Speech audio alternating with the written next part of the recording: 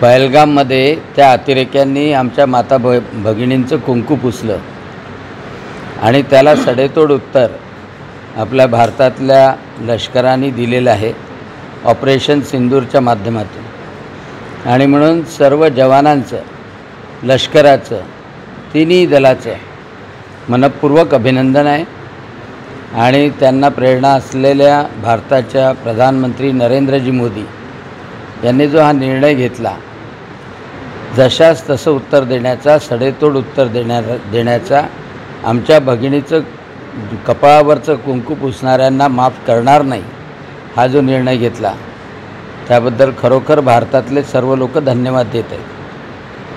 म्हणजे आज जे मृत्यू पावले आपले भारतीय नागरिक, त्यांना त्यांच्या आत्म्याला निश्चितच शांती मिळेल। परंतु शेवटचा दहशतवादी संपवायचा हा जो प्रण प्रधानमंत्री महोदयांनी घेतलेला आहे आणि लष्कराने घेतलेला आहे, तो पूर्ण होईपर्यंत निश्चितच ही प्रक्रिया सुरू राहील असा विश्वास आहे।